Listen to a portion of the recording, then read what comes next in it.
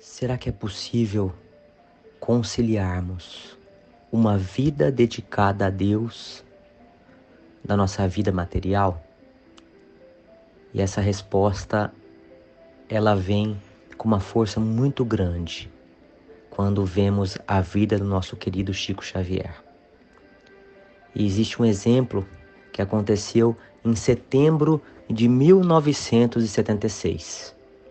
Chico Xavier recebeu a visita do médium Luiz Antônio Gasparetto, então com 26 anos e recém-formado em psicologia. O jovem deixava espectadores boquiabertos ao pintar em minutos com as mãos e os pés, sempre de olhos fechados, telas assinadas por mestres mortos, como Renoir, Manet, Van Gogh, Rembrandt, entre outros. Na época, ele começava a ser considerado uma espécie de Chico Xavier da pintura. O encontro dos dois rendeu um espetáculo insólito. A música de Gounod, Donizetti, Beethoven tomou conta do ambiente e, em instantes, Gasparetto abriu a boca e se identificou com sotaque francês. Boa tarde, sou Toulouse-Lautrec. Em segundos, seus dedos e as palmas das mãos já estavam lambuzadas de tinta. Em menos de 50 segundos, um borrão no centro da tela se transformou num contorno de mulher. Chico, compenetrado, assumiu o papel de narrador dos bastidores invisíveis da sessão. Gasparetto usava as duas mãos para pintar uma tela intitulada Dois Esboços, e Chico anunciava a presença de dois espíritos, um em cada braço do rapaz, empenhados em movimentos livres e não sincronizados. De repente, antes de aparecer na tela a assinatura da pintura, Chico anunciou a presença da pintora brasileira Tarsila do Amaral, já falecida.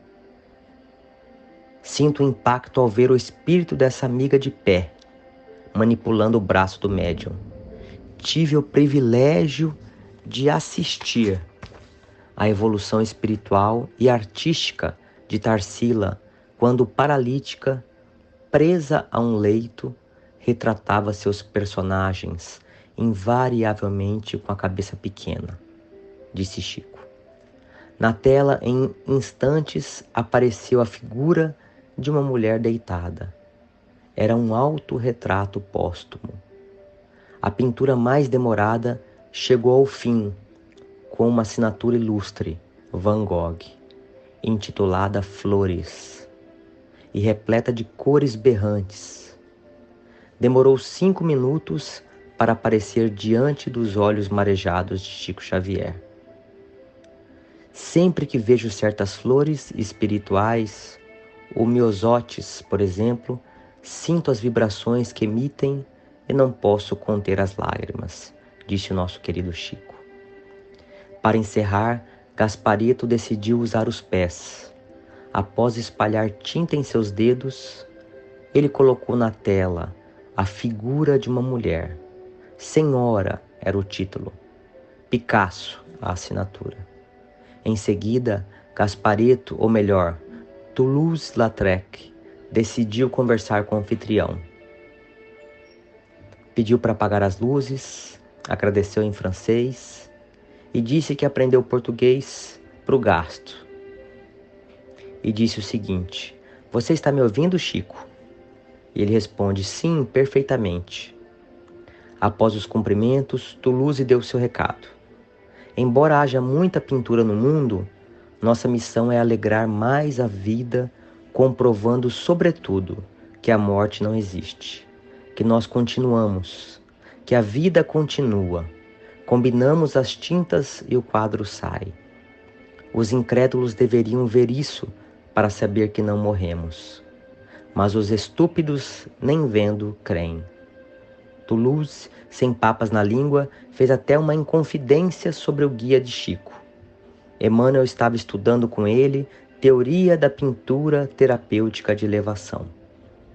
Chico não tinha tempo para cursos de pintura. Após a conversa, Gaspareto voltou à tona. Parecia atordoado.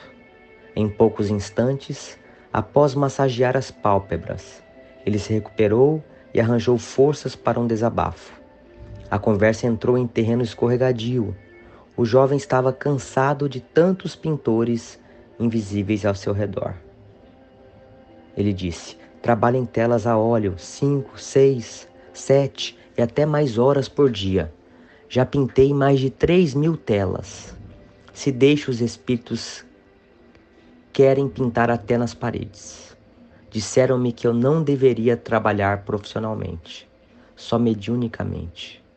Mas, com o tempo que eles me tomam, como é que eu vou realizar na prática? Gaspareto parecia buscar o aval de Chico para vender as telas do outro mundo. O doador de direitos autorais tinha a resposta pronta. Você pode disciplinar o trabalho, dando a eles um tempo adequado. Gaspareto insistiu. Digo a eles, vocês vivem em outra realidade. Por isso, não me compreendem. Van Gogh, por exemplo, exige tintas importadas da Bélgica, da Holanda, e nós as importamos por 7.500 cruzeiros, uma bateria delas. Chico Xavier recorreu ao bom humor. Seria bom que houvesse uma espécie de INPS dos médiuns. Depois falou sério. Temos que achar um horário compatível. Chico tinha conhecimento de causa. Até se aposentar, sempre conciliou a psicografia com seus empregos. Ao longo da vida, aprendeu a dormir cada vez menos até chegar à média de 3h30 a 4 de sono por noite. Com o tempo, ele aprendeu a reservar 40 minutos de seu dia ao descanso após o almoço. Nesse período, mesmo que não dormisse, ficava imóvel e não aceitava interferências do outro mundo. Já sabia impor limites aos escritores do além. Disciplina era o segredo. Lucrar com a mediunidade era um perigo. Gaspareto encerrou o desabafo e se despediu. E assim fica essa grande lição de Chico Xavier. Nós precisamos sempre conciliar o nosso trabalho com Deus. Nunca podemos cobrar qualquer valor que seja para justificar até os materiais que porventura precisemos usar. Que essa lição nunca seja esquecida.